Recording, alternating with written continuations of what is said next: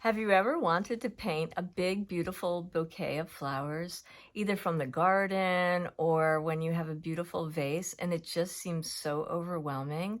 So today I want to show you how to do a very simple bouquet of flowers without being overwhelmed. Let's get started. We're going to start out with some puddles of very wet color.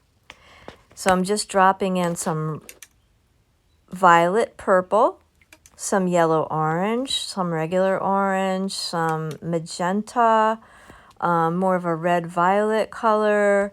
And then when I'm done putting the colors down, I'm just going to tap my brush and do a little sprinkle, get some more variety on the page.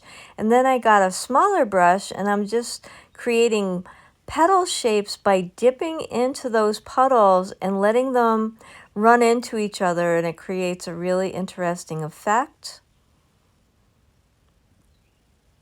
And all those colors kind of run into each other just a little bit. Then I'm going to dip into some green and create some really cool stems. And now I'm going to mix up some very wet blue colors, and I'm going to make a variety of blues. I'm pre-wetting my paper just a little bit so those colors can run together and make a very washy blend, because I want to do some wet into wet effects. I'm going to get this very wet and watery so all my beautiful colors blend.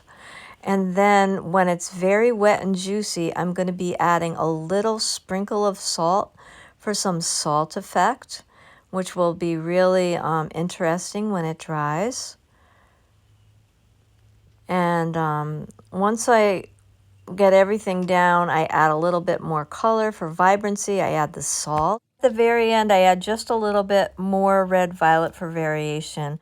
Please like, share, and subscribe to my channel because it does help my channel grow. Thanks for being here, and please come again soon.